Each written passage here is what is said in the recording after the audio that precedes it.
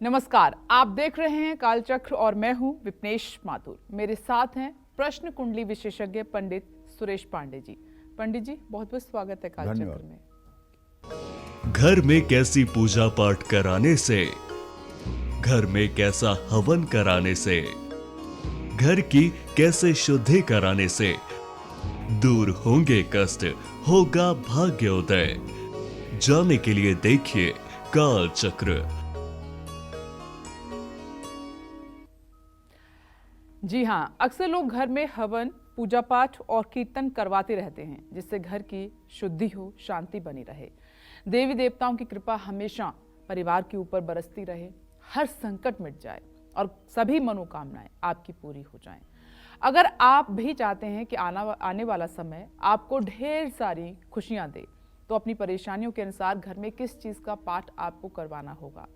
आखिर इन सभी 40 स्त्रोत और पुराणों का पाठ करने से क्या लाभ मिलता है और किन परेशानियों से मुक्ति मिलती है, यही आज बताएंगे हमें पंडित सुरेश पांडे जी कालचक्र में। और इसके अलावा अगर आपके मन में कोई भी प्रश्न आता है, कुछ भी आप पंडित जी से पूछना चाहते हैं, तो आपको करना क्या है, आपको हमें फ़ोन करना है। हमारा नंबर है, जल्दी से आप नोट कर लें, नंबर है 012066524411। तो आज का जो हमारा विषय है वो बहुत महत्वपूर्ण है, इसलिए कालचक्र आप ध्यान से देखिएगा और पंडित जी को ध्यान से सुनिएगा, क्योंकि ये ऐसी चर्चा है, ये ऐसी जानकारी आपके लिए है, क्योंकि हर कोई चाहता है कि घर में शुद्धि बनी रहे, शांति बनी रहे और भगवान की कृपा हमेशा बरसती रहे। चाहे वो आपके धन में वृद्धि का मामला हो या फिर आपके जीवन में संतान प्राप्ति की बात हो। अगर किसी भी कष्ट से आप जूझ रहे हैं तो करना क्या है, आज किन बातों का ध्यान आपको रखना है, ये पंडित जी आपको विस्तार से बताएंगे। तो चलिए चर्चा की शुरुआत करते हुए सबसे पहले बात करते हैं उन दंपत्ति की जिनको शादी के कई साल बाद भी कोई संतान सुख नहीं मिल रहा है। ऐसे दंपत्ति संतान का सुख पाने के लिए अपने घर में किस चीज का पाठ करवाएं, आइए पंडित जी से जान लेते हैं। पंडित जी, आप देख रहे हैं आजकल IVF का भी कितना सहारा लिया जा रहा है। कई सारे कपल्स हैं कि शादी के 10 साल हो गए हैं लेकिन कोई संतान प्राप्ति नहीं है, तो क्या करें ऐसे कपल? देखो, ऐसा है, हमारे ज्योतिष शास्त्र में 16 प्रकार के श्राप से संतान की हानि का विवेचन बृहत पाराशर होरा शास्त्र में है। जैसे सर्प शापा सुच्छयोग, पूर्व जन्म में आपने नाग हत्या की है या नाग के अंडे मारे हैं, उसके श्राप बस संतान की हानि होती है। भातृशापा सुच्छयोग, भाई को आपने सताया है, उसने आपको श्रापित किया है। भगनी शापा सुच्छयोग, बहन को आपने सताया है, उसका श्राप है। मातृशापा सुच्छयोग, माता को आपने कष्ट दिया है, उसके श्राप स्वरूप। पितृशापा सुच्छयोग, पिता और पितरों के श्राप के द्वारा। मातुल शापा सुच्छयोग, मामा को आपने कष्ट या धोखा दिया है, उसके परिणाम स्वरूप। इस तरह से 16 श्रापों का वर्णन है और ये अलग अलग तरह के श्राप होते हैं जो जन्म कुंडली में स्थित होते हैं। ठीक। जैसे उदाहरण के लिए सर्प शापा सुच्छयोग, इसके लिए बृहत पाराशर होरा शास्त्र में लिखा गया है कि जब पंचम भाव में मंगल की राशि मेष या वृश्चिक हो और वहाँ पर राहु बैठा हो या राहु उस भाव से संबंध करता हो तो सर्प शापा सुच्छयोग होता है। ऐसे लोगों की पत्नियां जो होती हैं, अगर पुरुष की कुंडली में ये योग है तो ऐसे लोगों की पत्नियां गर्भ तो धारण करती हैं, लेकिन 1, 2, 3 महीने के अंदर ही गर्भ खराब हो जाता है जी। और सही ढंग से प्रसव नहीं हो पाता है। हाँ, तो इसके लिए हमारे शास्त्रों में उपाय बताया गया है कि सोने का नाग बनवा करके और रुद्र सूक्त से उसकी पूजा करके भारत में जो 12 ज्योतिर्लिंग हैं उस किसी ज्योतिर्लिंग में जा करके रुद्राभिषेक करके वो सोने का नाग दान करने पर नागदेव प्रसन्न होते हैं, कुल की वृद्धि करते हैं। अब इसी क्रम में जैसे सूर्य, अगर किसी का सूर्य खराब है, जैसे किसी की कुंडली में अगर सूर्य और मंगल 8वें भाव में चले जाएं, तो आप विश्वास करिए, एक IVF नहीं, एक बेबी ट्यूब नहीं, पूरे दुनिया के डॉक्टर लग जाएं लेकिन तब भी उसको संतान नहीं दे सकते। ये एक ऐसा कुयोग है। सूर्य मंगल की युति बस 8वें भाव में हो जाए तो बस डॉक्टर नहीं, मैं कहता हूं डॉक्टरों को बनाने वाला भी आ जाए तब भी संतान सुख नहीं दे सकता। लेकिन अगर कुंडली में सूर्य राहु के साथ पीड़ित है, पंचमेश है और संतान सुख में बाधा आ रही है, तब एक बड़ा सरल और सटीक उपाय आजमाया हुआ है मेरा। जानते हैं क्या? अगर कुंडली में पितर दोष भी है और संतान सुख नहीं मिल पा रहा है, बस करना यह है कि वृंदावन जा करके एक सुंदर सी भगवान कृष्ण की और राधा रानी की प्रतिमा घर लानी है, उसे अपने पूजा स्थान में स्थापित करना है और पूरे हृदय से उनकी सेवा करनी है। और एक गीता प्रेस की किताब लेना है, हरिवंश पुराण। ये हरिवंश पुराण जो है एक गीता प्रेस की किताब है, पुराण है, इसको लेना है। और अगर आप संस्कृत में पाठ कर सकते हैं तो सर्वोत्तम, अगर संस्कृत में नहीं पाठ कर सकते हैं तो हिंदी में ही सही, पूरे 1 महीने में महिलाओं को चाहिए कि जब वो रजस्वला धर्म से अपने आप को शुद्ध समझें, तब शुद्ध होने के बाद जो उनको 21-22 दिन का समय मिलता है, उन 21-22 दिनों में इस पूरे हरिवंश पुराण का पाठ कर डालें। भगवान कृष्ण की रोज पूजा करें सुबह शाम और हरिवंश पुराण का पाठ करें। 21 दिन तक ब्रह्मचर्य का पालन करें, खान पान में शुचिता और पवित्रता बरतें, किसी ऐसे वैसे व्यक्ति के हाथ का बना हुआ कोई भोजन न करें, बाहर का कोई आहार विहार न करें और जितना हो सके संयम नियम से रह करके इस पाठ को समाप्त करें। असाध्य से असाध्य परेशानी भी दूर होगी और जब पाठ पूरा हो जाए तो उस पुराण को लाल कपड़े में लपेटकर और एक अंगूठी ले लीजिए सोने की, और रविवार के दिन किसी वेद पाठी को, जो वेद पाठ का ज्ञाता हो, उसको ले जाकर के सोने की अंगूठी सहित वो पुराण रविवार के दिन दान कर दीजिए। फिर देखिए चमत्कार, 9 महीने में आपके घर में किलकारी गूंजेगी और बच्चा तेजस्वी होगा, होनहार होगा, दीर्घायु होगा। इसमें संदेह नहीं है। ये सैकड़ों लोगों के ऊपर मेरा आजमाया हुआ है और इसका असर हमने प्रैक्टिकल देखा है। आप कितनी निष्ठा से करते हैं ये बात है। उन 21 दिनों में आपको एक तपस्विनी की भांति जीवन जीना होगा। तपस्विनी का मतलब जो अपने ही हाथ का बना हुआ आहार विहार करे, जो परम पवित्रता और शुचिता के साथ 21 दिनों का अपना समय व्यतीत करे। इसके साथ ही अगर आपको समय मिलता है तो गोपाल सहस्र नामावली का भी पाठ आप करा सकते हैं। बाल स्वरूप भगवान कृष्ण को रोज माखन मिश्री का भोग जरूर लगाइए। और घर में अगर वाल्मीकि रामायण है तो वैसे तो रामचरितमानस का सुंदर कांड अपने आप में सुंदर कांड ही है, लेकिन वाल्मीकि रामायण का जो सुंदर कांड है उसका अगर आप 7 दिन पाठ कर लीजिए, शनिवार से शुरू करके शुक्रवार तक, तब भी संतान भाव की अगर कोई बाधा है तो निश्चित में वो दूर हो जाएगी, इसमें कोई दो राय नहीं है। जय मां विंध्यवासिनी। चर्चा हमारी यूं ही जारी रहेगी, लेकिन अब राशिफल की बात कर लेते हैं। और सबसे पहले बारी आती है मेष राशि की। कैसी रहेगी आपकी आर्थिक स्थिति, कामकाज, रिश्ते और सेहत। साथ ही क्या है आज का उपाय आपके लिए, शुभ अंक क्या है और शुभ रंग क्या है, जानते हैं। मेष राशि से 6ठे भाव में चंद्रमा के साथ केतु आ गया है आज। कहने का मतलब ये है कि जरा सा भी अगर आज आप लापरवाह हुए तो आपके साथ कोई फ्रॉड हो सकता है। अगर लालच के चक्कर में आए और किसी फोन के बात को आपने सही माना और बिना जांचे परखे उस पर विश्वास किया तो आपके साथ फ्रॉड हो सकता है।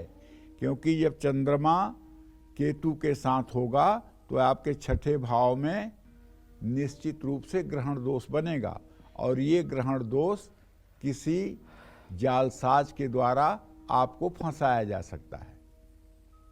हाँ, लेकिन अगर आप नौकरी करते हैं तो आपसे यही कहना चाहूँगा कि चूंकि सूर्य की स्थिति 10वें भाव में है, इसलिए आप जहां काम करते हैं अपने सीनियर से बेवजह का विवाद न करें। अगर वजह भी हो विवाद करने की तब भी विवाद न करें।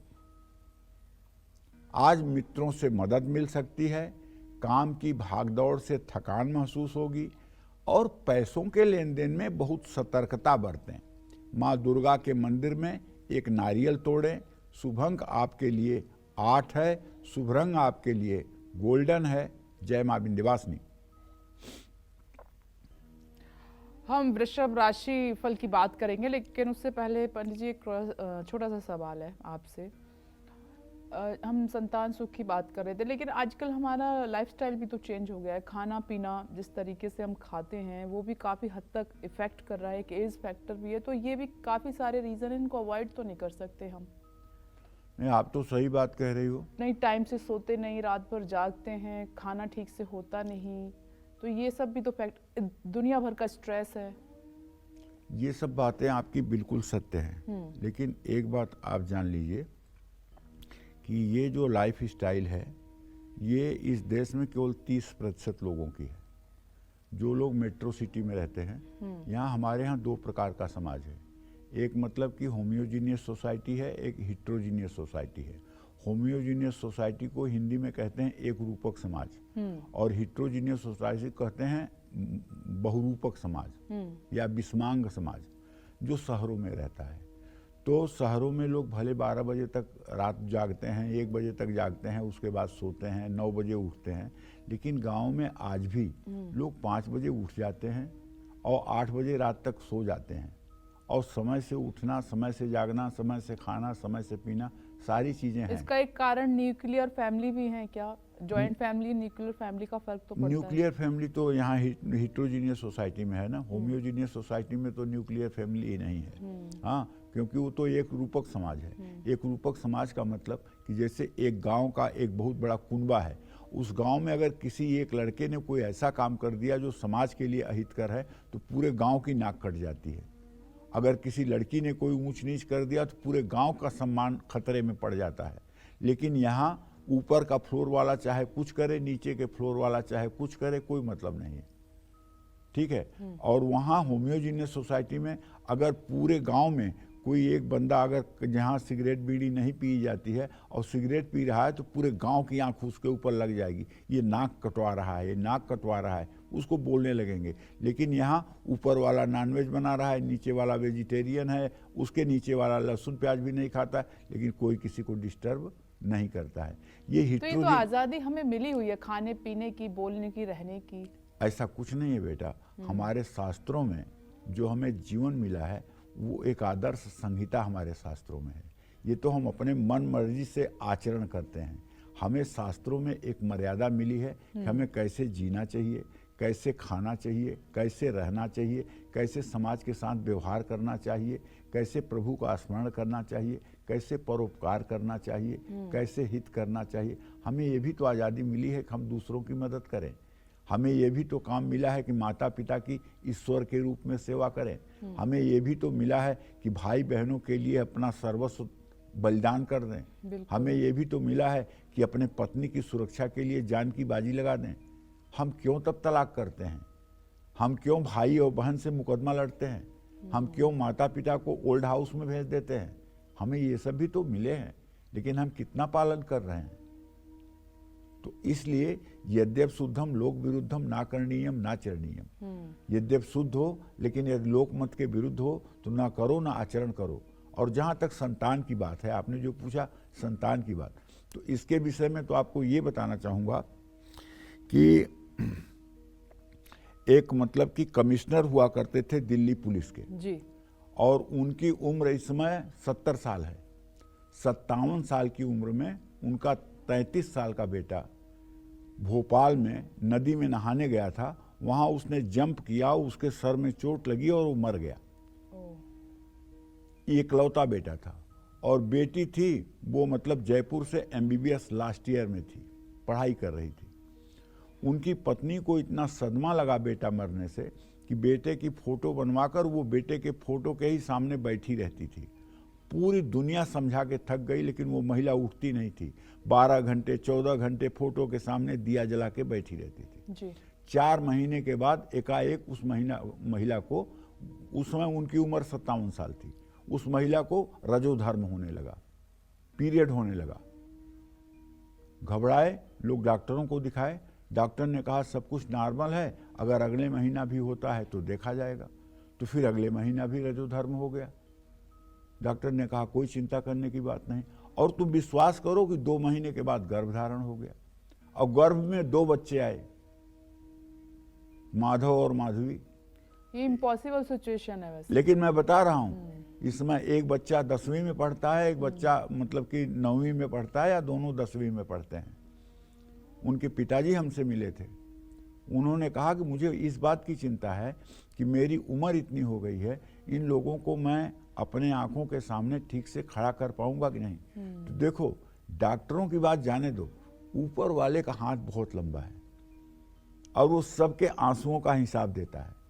उस महिला ने बैठ करके 4 महीने जो अश्रुधारा बहाई अपने बेटे के चित्र के सामने, ऊपर वाले से बर्दाश्त नहीं हुआ, उसने अपना चमत्कार दिखा दिया जी। और ये कोई कपोल कल्पना नहीं है, ये सत्य है। अगर किसी को अविश्वास न हो तो वो मुझसे मिल करके उनका टेलीफोन नंबर ले ले, उनसे बात कर ले कि ये घटना सत्य है कि नहीं। इन्हीं सब बातों से भगवान को मानने का मन कहता है कि भगवान नाम की ये तो पंडित शक्ति इस जी दुनिया में है।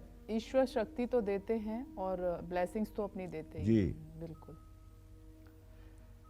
तो इसलिए खान पान आपका चाहे जो भी हो, लेकिन संतान प्राप्ति पूर्व जन्म के प्रारब्ध के आधार पर है।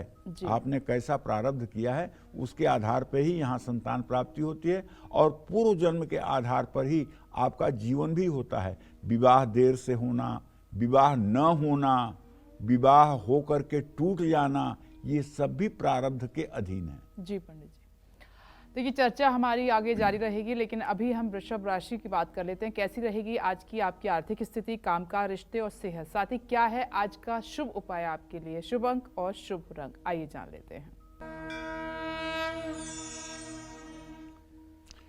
देखिए, वृषभ राशि के जातकों को बताना चाहूंगा कि देखिए, ट्रांजिट आपका ये कह रहा है कि आपके 5वें भाव में चंद्रमा केतु है और आपके व्यय भाव में बृहस्पति है, वो भी आय भाव का स्वामी होके।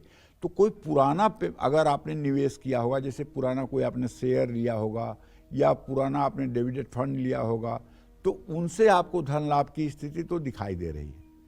और सबसे बड़ी बात आज ये है कि आपके ऑफिस में काम की तारीफ होगी। परिवार के संग कहीं घूमने की योजना आप बना सकते हैं, लेकिन बाहर के खाने पीने से आपकी तबीयत खराब हो सकती है। अगर यात्रा करें तो साथ में अपने फ्रूट रखें। बाजार का कुछ खाने से अच्छा है कि आप फल खा करके, एक दिन में कोई मरता नहीं है बिना खाना खाए, आप फ्रूट खा लें। किसी को भी अपने खाते का, अपने अकाउंट्स का डिटेल आपको नहीं देना चाहिए। विद्यार्थियों में शिक्षा से जुड़ा सामान बांटना चाहिए। शुभ अंक आपके लिए 6 है, शुभ रंग आपके लिए लाल है। जय मां विंध्यवासिनी। और चलिए अब चर्चा को और आगे बढ़ाते हैं। अगर परिवार के सदस्यों के बीच रिश्ते लगातार बिगड़ रहे हैं, घर में अशांति का माहौल फैला हुआ है और हमेशा बिना बात के झगड़ा होता ही रहता है, तो कौन सा पाठ आपको इन मुश्किलों से बाहर निकालेगा, आइए जानते हैं। अमूमन ये हर घर की समस्या बनी हुई है पंडित जी, तो उसके लिए कौन सा पाठ करें? देखो, जहां सुमतितः संपत्ति नाना, जहां कुमतितः विपत्ति निदाना। कहने का मतलब ये है कि जिस घर का मुखिया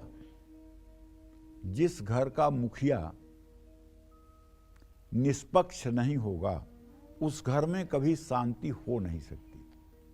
क्योंकि रामायण में लिखा है, मुखिया मुखसो चाहिए, खान पान कहु एक, पालहि पोसहि सकल अंग, तुलसी सहित विवेक। चाहे घर का मुखिया हो, चाहे राष्ट्र का मुखिया हो, उसको ऐसा चाहिए कि जैसे मुंह में भोजन जाता है और सारे अंगों का पालन पोषण होता है, उसी तरह से मुखिया ऐसा होना चाहिए, जैसे राष्ट्र का मुखिया ऐसा होना चाहिए कि देश के सबसे निचले पायदान पे रहने वाले नागरिक की भी चिंता हो और देश के सबसे ऊपर बैठे हुए, शिखर पर बैठे हुए व्यक्ति की भी चिंता हो और बीच के सभी लोगों की चिंता हो, किसके लिए क्या आवश्यक है, उन चीज़ों को वो सावधानी पूर्वक उन्हें उपलब्ध कराए।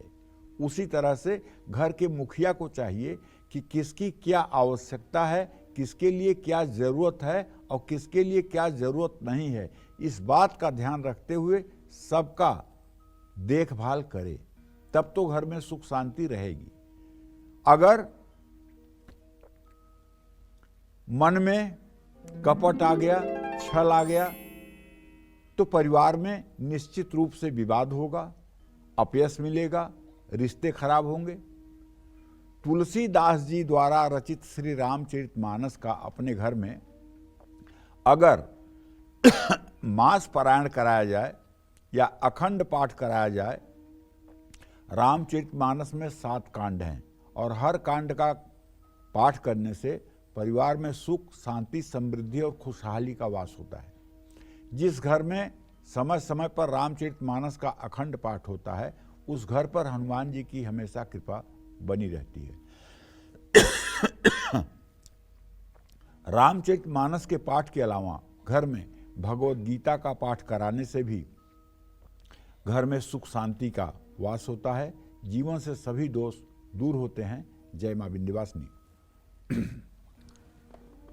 और अब बारी है मिथुन राशि की। बात कर लेते हैं कि आज आपका पूरा दिन कैसा रहने वाला है, जानते हैं आपके लिए।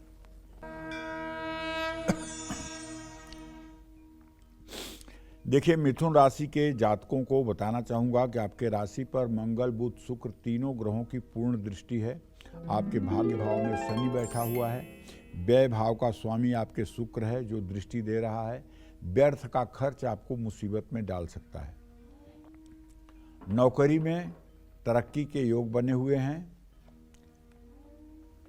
भाई के साथ विवाद हो सकता है। व्यर्थ का गुस्सा रिश्ते बिगाड़ सकता है। आज किसी को भी अपना कीमती सामान न दें। हनुमान मंदिर में सिंदूर चढ़ाएं। शुभ अंक आपके लिए 2 है। शुभ रंग आपके लिए नारंगी है। जय मां विंध्यवासिनी। और आइए बात कर लेते हैं कर्क राशि की। कैसा रहेगा आज का पूरा दिन आपका, जानते हैं। देखिए, कर्क राशि का स्वामी चंद्रमा इस समय केतु के साथ ग्रहण दोष में कन्या राशि में है। आपके धन भाव का स्वामी सूर्य इस समय मकर राशि में है। किसी बाहरी काम से धन लाभ हो सकता है। किसी बाहरी काम से धन लाभ होने की संभावना बनी हुई है। नई नौकरी के लिए बुलावा आ सकता है। परिवार में मान सम्मान बढ़ेगा और मौसमी बीमारियां परेशान कर सकती हैं। जल्दबाजी में कोई हस्ताक्षर ना करें। बहते हुए जल में नारियल प्रवाहित करें। शुभ अंक आपके लिए 3 है।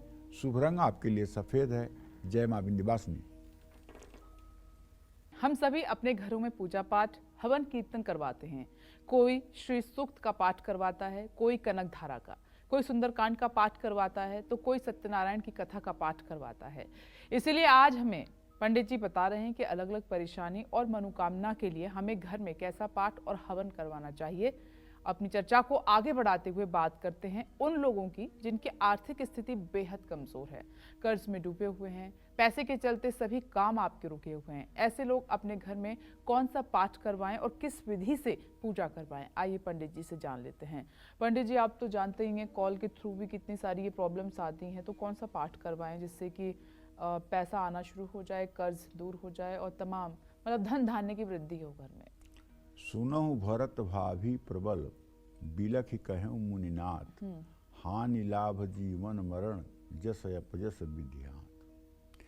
देखो विपनेश, जिस पुरुष या महिला ने पूर्व जन्म में नवरात्र का व्रत नहीं किया है, कन्या पूजन नहीं किया है, जिसने कन्याओं का आदर नहीं किया है, जिसने भगवती महालक्ष्मी की आराधना नहीं की है, जिसने दुर्गा की आराधना नहीं की है, जिसने कन्याओं को सम्मान दे करके उन्हें भोजन नहीं पवाया है, वो इस जन्म में दरिद्र होकर पैदा होते हैं। और इस जन्म में जो पूजन करके भी पाप कर रहे हैं उनका क्या? और जो पूजन करके पाप कर रहे हैं उनकी हालत ये है कि जैसे चलनी में गैया दूहें दोष दयु के दें। चलनी में गैया दूहेंगे तो सारा दूध जमीन पे जाएगा, चलनी में एक बूंद दूध नहीं टिकेगा। पाप आप करिए और उसकी सज़ा एक दिन ऐसी मिलेगी कि जिसे आप किसी से बता भी नहीं पाएंगे। इसलिए किसी को दिखाने के लिए नहीं, बल्कि प्रभु को साक्षी मान करके अपने खान पान, आहार विहार और चाल चरित्र को ठीक रखना चाहिए। जी देखिए, पूर्व जन्म के प्रारब्ध के कारण आप कुछ बुरा कार्य करके भी कुछ दिन सुखी रह सकते हैं। जैसे कंस कुछ दिनों तक सुखी रहा, रावण कुछ दिनों तक सुखी रहा, लेकिन अंत उनका क्या हुआ ये आप सोच सकते हैं। अगर आप भगवान को समर्पित करके अपने आप को और कर्म करते हैं तो निश्चित रूप से भगवान का हाथ इतना लंबा है कि वो क्षीर सागर से भी अपना हाथ आप तक पहुंचा सकते हैं। घर की आर्थिक स्थिति ठीक न हो, अचानक धन हानि होने लगे, फिजूल खर्ची बढ़ जाए, तो ऐसे लोगों को चाहिए कि अपने घर में कनक धारा स्त्रोत का पाठ जरूर कराएं। अगर आपके घर में कोई 11 वर्ष के नीचे उम्र की कन्या है या 12 वर्ष के नीचे उम्र की कन्या है, उससे आप कनक धारा का पाठ अगर करवाना शुरू कर दें और सुबह शाम वो एक एक पाठ कनक धारा का रोज कर दे और महालक्ष्मी के सामने घी का दिया जला दे, मैं गारंटी के साथ कहता हूं, यदि ब्रह्मा ने भी आपके किस्मत में दरिद्र लिखा होगा तो भी 6 महीने में वो ब्रह्मा का लेख मिट जाएगा और आपकी दरिद्रता समृद्धि में बदल जाएगी, बशर्ते 12 वर्ष के नीचे की कन्या सुबह शाम कनक धारा स्त्रोत का घर में बैठ करके पाठ करे और उस कन्या का सम्मान घर के सभी लोग करें। कनक धारा के पाठ से आद्य जगत गुरु शंकराचार्य ने सोने की बरसात कराई थी, तो उन्होंने तो पाठ किया तो तुरंत सोने की बरसात हो गई। लेकिन आज ऐसा नहीं होगा। आज जो महिलाएं, जो पुरुष 3 साल तक लगातार 16 बार कनक धारा स्त्रोत का प्रातः सायं पाठ करते हैं, 3 वर्ष के बाद उनके जीवन में भी स्वर्ण वर्षा होती है, ऐसी हमारी मान्यता है और ऐसा हमारे अनुभव में आया है। श्री सूक्तम का पाठ कराने में घर में मां लक्ष्मी का अस्थायी वास हो जाता है। श्री सूक्त में आनंद, चिकलीत, करदम, ये जो शब्द हैं ये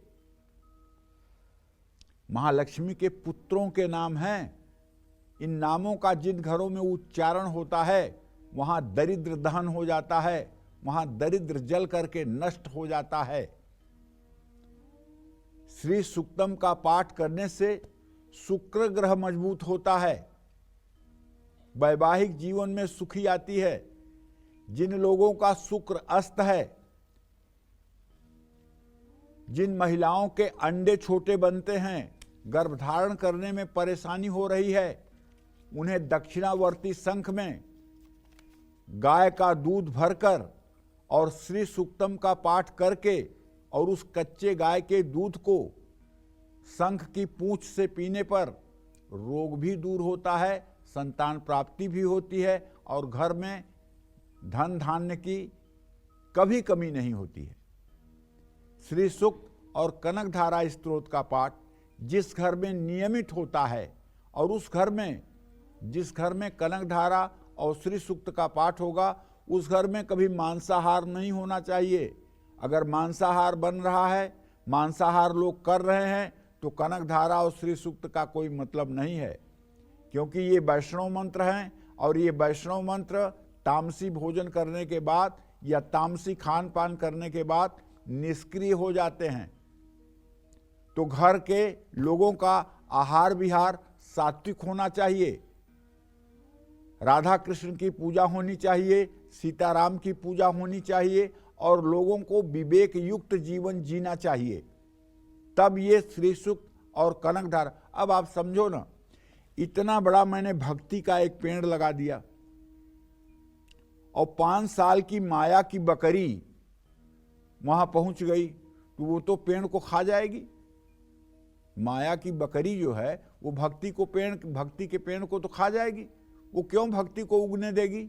भक्ति अगर उग गई तो बकरी क्या करेगी? माया की बकरी क्या करेगी? माया का क्या होगा?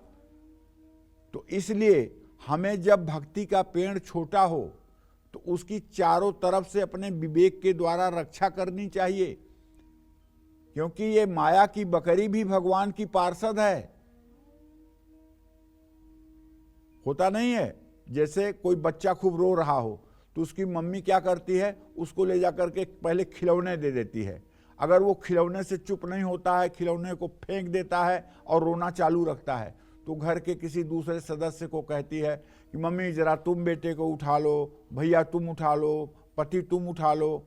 तो वो लोग अगर उठा लेते हैं और तब भी बच्चा मम्मी मम्मी करता हुआ लोगों को नोचता रहता है, तो मम्मी सारा काम छोड़ के बच्चे को गोद में उठाती है। उसी तरह से जब हम भगवान के लिए व्याकुल होते हैं तो भगवान पहले हमें धन दे देते हैं, गाड़ी मोटर दे देते हैं, घर मकान दे देते हैं, बेटा बेटी दे देते हैं, खेलो बेटा इसी में। लेकिन अगर इन सब चीज़ों में भी हमारी रुचि नहीं है, तब भी हम पैर पटक रहेंगे, नहीं मुझे आप चाहिए, तो इसके बाद आपको वो रिद्धि सिद्धि भी दे देते हैं कि ले लो, अब तुम्हारे कहने से चमत्कार हो जाएगा, तुम जो कहोगे वही सच हो जाएगा। तो आप वाहवाही में फूल जाएंगे, 10 लोग आकर कहेंगे अरे आप तो भगवान हैं, आप तो जो कह देते हैं वो सच हो जाता है, आप तो एकदम साक्षात भगवान के अवतार हैं। तो वो कान से अहंकार चला जाता है अंदर, तब भी आप संतुष्ट हो जाते हैं। लेकिन नहीं, अगर तब भी आप पैर पटक कर कह रहे हैं मुझे ये सब कुछ नहीं चाहिए, मुझे आप चाहिए, तो अंत में उन्हें मजबूर होकर के आपको गोद में उठाना ही पड़ेगा।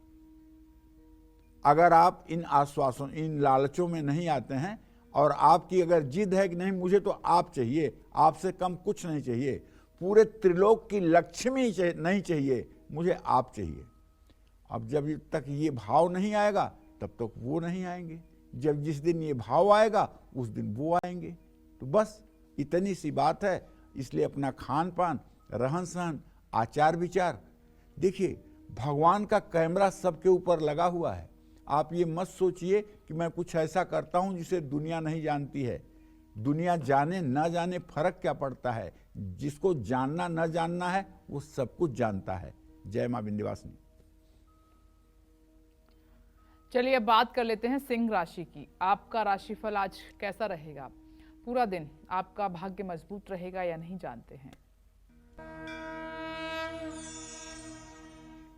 देखिए, आपका राशि स्वामी सूर्य 6ठे भाव में इस समय मकर राशि में गोचर कर रहा है और आपके धन भाव में चंद्रमा केतु है और आपके आयेश जो है वो बुध है।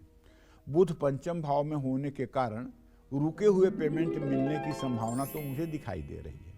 कोई अगर आपका पेमेंट रुका हुआ है तो वो मिल जाएगा। ऑफिस में जो आपके साथ काम करने वाले लोग हैं वो आपका साथ देंगे। किसी पुराने दोस्त से भी आपकी मुलाकात होगी। लेकिन मौसमी बीमारियों से और ख़ास करके जो लोग सर्दी जुकाम से पीड़ित हों उनके साथ थोड़ा दूरी बनाने की कोशिश करें। अपने अधिकारों का गलत प्रयोग न करें। तांबे का सिक्का अपने पास रखें। शुभ अंक आपके लिए 1 है। शुभ रंग आपके लिए भूरा है। जय मां विंध्यवासिनी। चर्चा को आगे बढ़ाते हुए बात करते हैं घाटे में जा रहे कारोबार को बढ़ाने के लिए और हर डील में सफलता पाने के लिए अपने कार्यक्षेत्र में कौन सा पाठ आपको करवाना होगा। आइए जान लेते हैं। पंडित जी बताएं। देखिए, कारोबार में मनचाही सफलता अगर नहीं मिल पा रही है तो शुरू किया गया काम हमेशा अगर घाटा ही कराता जा रहा है तो कारोबार से जुड़े कोई भी फैसले अगर गलत साबित हो रहे हैं तो अपने कार्य क्षेत्र में दुर्गा सप्तशती, दुर्गा कवच, दुर्गा जी का कीलक, अर्गला स्तोत्र का पाठ जरूर कराना चाहिए। पाठ कराने के साथ गाय की हमेशा सेवा करनी चाहिए और गौशाला में दान देते रहना चाहिए। लेकिन इसमें एक बात कहना चाहूँगा, इसमें आप मेरा स्वार्थ मत समझिएगा और अगर समझ भी लीजिएगा तो भी आपका कल्याण होगा, लेकिन न समझिएगा तो ज़्यादा कल्याण होगा। ये कि पहली बात तो आपको अपने प्रतिभा का यदि सही मूल्यांकन है कि आप किस योग्य हैं और उसके अनुकूल काम शुरू करते हैं, तब तो आपके सफलता कदम चूमेगी। और आप यदि किसी काम से अनभिज्ञ हैं, किसी काम में आपकी दक्षता नहीं है, किसी काम का आपको नॉलेज नहीं है, ऐसा काम आप किसी के बहकावे में आकर के या किसी के भरोसे में आकर के शुरू कर देते हैं, तो उसमें नुकसान होना तय है। चाहे जितना पाठ करवा लीजिए, चाहे जितनी पूजा करवा लीजिए, सब बेकार है। आपको क्या करना चाहिए?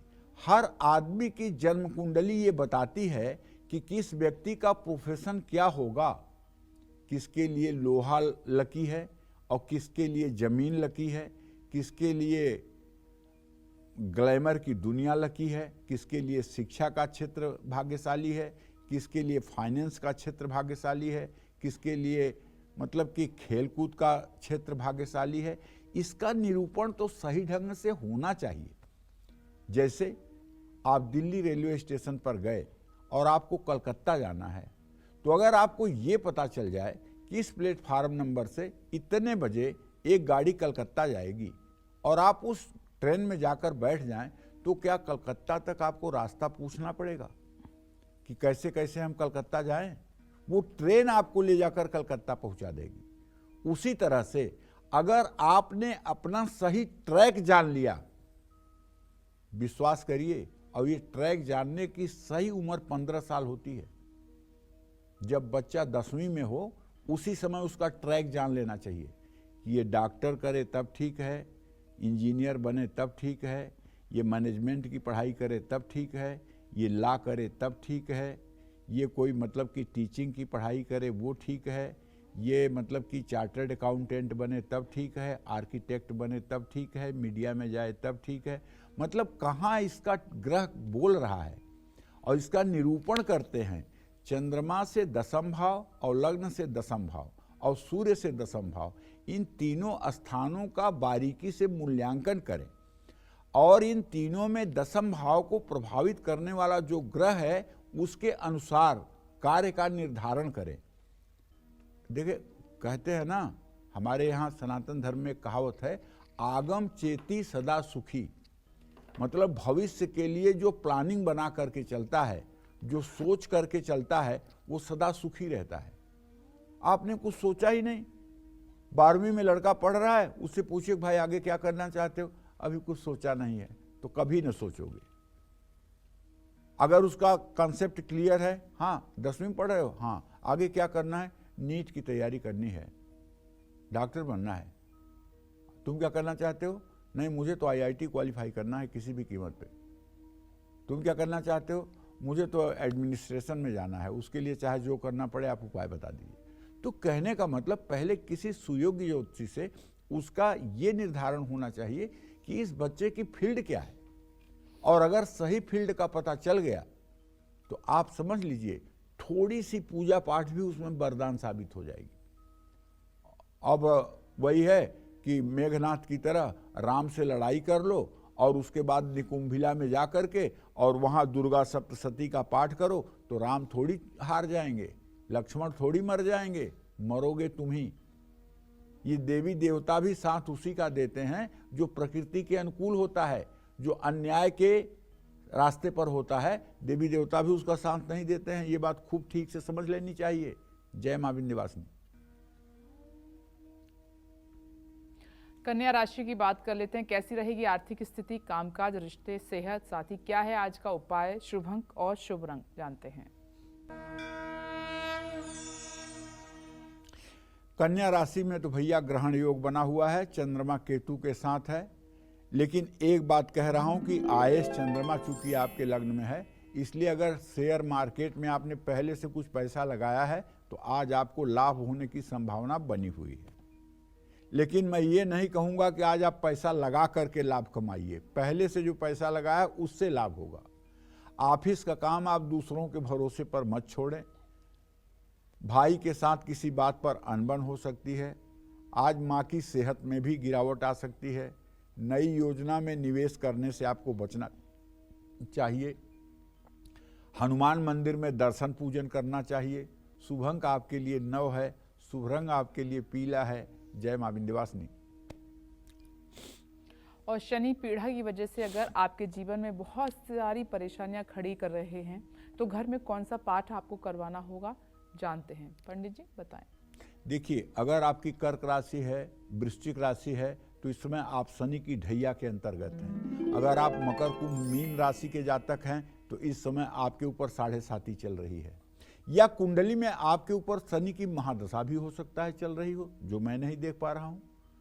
तो इन सब बुरे प्रभावों से बचने के लिए अगर आपके जीवन में परेशानियों ने एकदम डेरा डाल दिया है और बार बार दुर्घटना हो रही है, धनहानि हो रही है, सम्मान जा रहा है, अपमान हो रहा है, भाग्य साथ नहीं दे रहा है, जीवन जीना एकदम मुश्किल हो गया है, तो आपको अपने घर में बटुक भैरव स्तोत्र का 1000 पाठ कराना चाहिए। बटुक भैरव स्तोत्र क्या है भाई?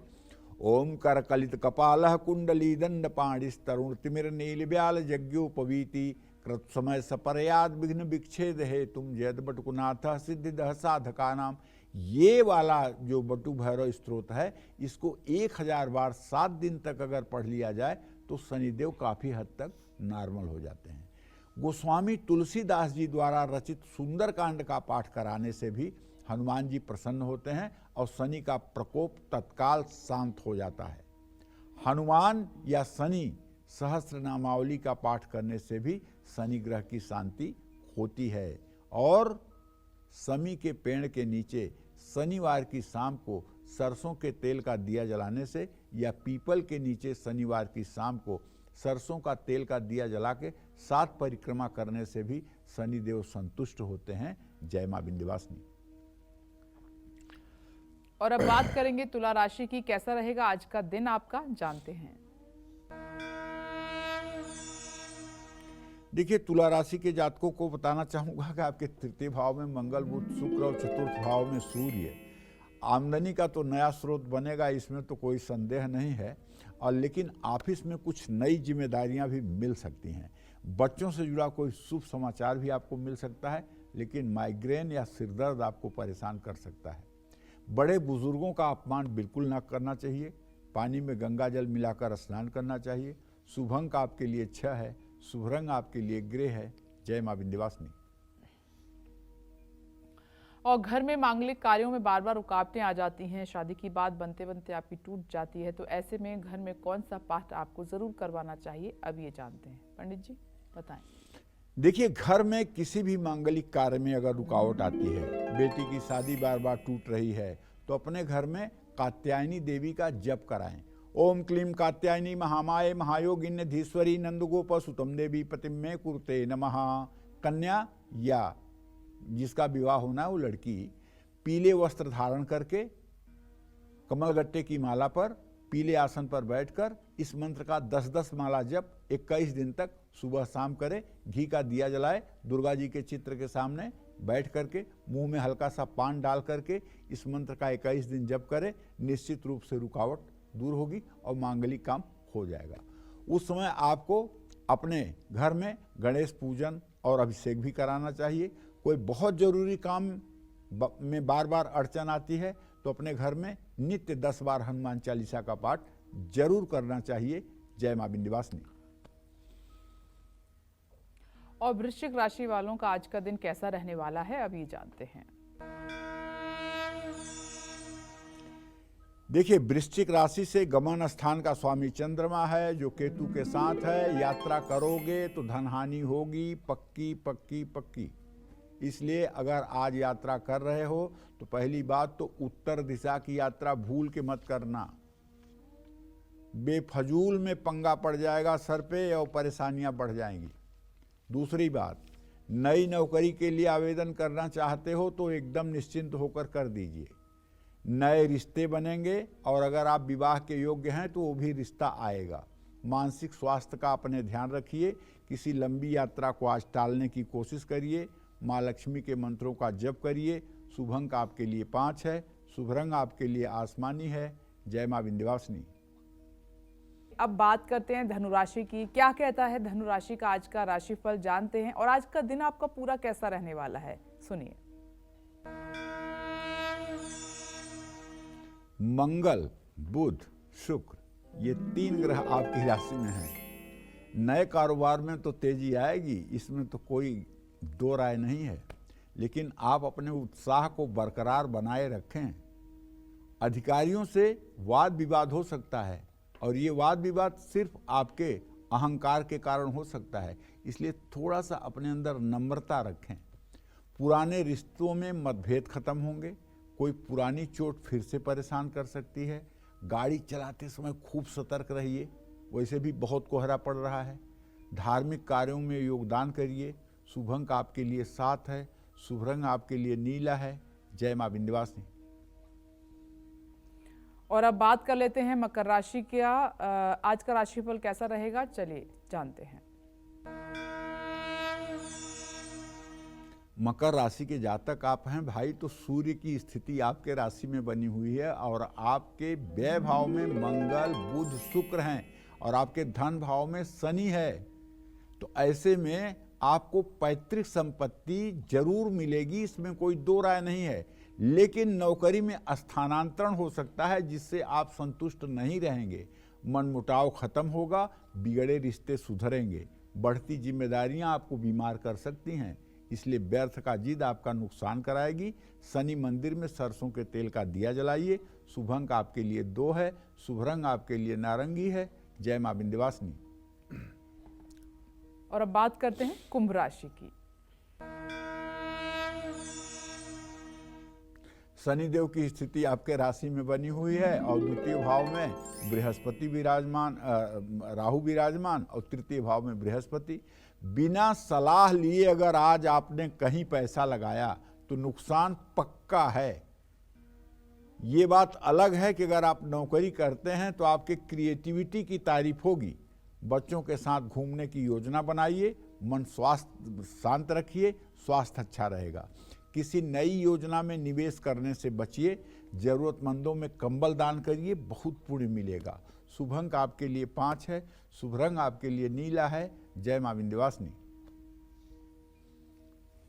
और चलिए अब बात करते हैं आज के हमारे लक्की ईमेल कुंडली विजेता की। पंडित जी, हाँ, मैं उनकी डिटेल आपको बता देती हूँ। बताओ। नाम है गोविंद तिवारी। हाँ और डेट ऑफ बर्थ है 12 अक्टूबर 1993। जी। समय है दोपहर का 12 बजे। कहाँ पैदा हुए? सुल्तानपुर, उत्तर प्रदेश। और इनका सवाल है, मानसिक हालत पिछले कई महीनों से ठीक नहीं है, कब तक ठीक होगी और कोई उपाय बताएं, भविष्य कैसा रहेगा। भाई देखो, तू धनु राशि में पैदा हुआ है और चंद्रमा में राहु की अंतर्दशा चल रही है जो मानसिक भ्रम को देती है। इसमें आदमी को श्रीजोफीनिया नाम की बीमारी होती है जिससे ये लगता है कि हमारे ऊपर भूत प्रेत हो गया है, हमारे ऊपर तंत्र मंत्र हो गया है और बहुत ज़्यादा बेचैनी रहती है। तो आप तो तिवारी जी ब्राह्मण हो, आपको मैं बता रहा हूँ, अगर आपका जनेऊ हो गया हो तो आप सुबह सूर्य को जल दे करके और गायत्री मंत्र का 324 बार बोल बोल करके मंत्र उच्चारण करिए। ओम भूर्भुवः स्वः तत्सवितुर्वरेण्यं भर्गो देवस्य धीमहि धियो जो नः प्रचोदयात्। आप 324 बार 24 दिन करिए, आपकी मानसिक बीमारी गारंटी के साथ ठीक हो जाएगी, इसमें कोई दो राय नहीं है। और अगर इतने पर भी ना ठीक हो तो दोनों हाथ ऊपर उठा करके 24 बार गायत्री मंत्र हंसते हुए सुबह शाम बोलिए, आप ठीक हो जाएंगे। जय मां विंध्यवासिनी। चलिए पंडित जी से अब हम अपने स्पेशल सेगमेंट की बात कर लेते हैं। तो आज के स्पेशल सेगमेंट में अगरबत्ती के बारे में जानना बहुत ज़रूरी है। वैसे तो पंडित जी लगातार आपको जानकारी देते हैं, लेकिन आज कुछ और खास बताने वाले हैं, ध्यान से सुनिएगा। पंडित जी, अगरबत्ती के बारे में आपने कल भी बात की थी, लेकिन मैं चाहती हूँ कुछ और खास जानकारी आप दर्शकों को दें इस बारे में। देखिए, एक बार फिर से कहना चाहता हूँ, अगरबत्ती में जो लकड़ी तीली लगी होती है ना, वो बांस की होती है, एकदम पक्की बात कह रहा हूँ। और भारतीय संस्कृति में, सनातन धर्म में बांस को जलाना निषिद्ध माना जाता है। ऐसी मान्यता है कि बांस जलाने से भाग्य का नाश होता है, वंश का नाश होता है। बांस का होना भाग्यवर्धक है, बांस, लेकिन इसे जलाना दुर्भाग्य को बुलाने के बराबर है। बांस जलाने से पितरदोष बढ़ता है। अगरबत्ती बांस की बनी होती है, इसलिए इसको जलाना शुभ नहीं माना जाता है।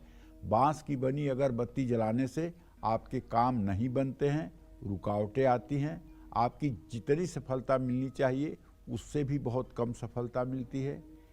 जीवन में कुछ भी पाने के लिए आपको बहुत संघर्ष करना पड़ता है। और एक बात जान लीजिए, जब इसके वैज्ञानिक पहलू पर आप ध्यान देंगे तो इसमें जो फेथिलेट डाला जाता है खुशबू के लिए, उसका जो महक होती है वो कैंसर जैसे रोग का जन्म देती है। अगर आप नित्य अगरबत्ती के धुएं से दो चार हो रहे हैं, वो दिन भी दूर नहीं हो सकता जब 10-5 साल के बाद आपको कैंसर डायग्नोज हो जाए। इसलिए अगर अगरबत्ती की जगह हर समय घर में धूप ही जलाना चाहिए, अगरबत्ती नहीं जलाना चाहिए। जय मां विंध्यवासिनी। तो पंडित जी ने आपको बोला है कि अगरबत्ती आप बिल्कुल ना जलाएं, इसके क्या हानिकारक प्रभाव आपकी ज़िंदगी में पड़ सकते हैं वो विस्तार से बताए हैं। धूप बत्ती का इस्तेमाल करें पूजा में। चलिए अब बात करते हैं मीन राशि की। जानते हैं आज आपका भाग्य कितना मजबूत रहेगा।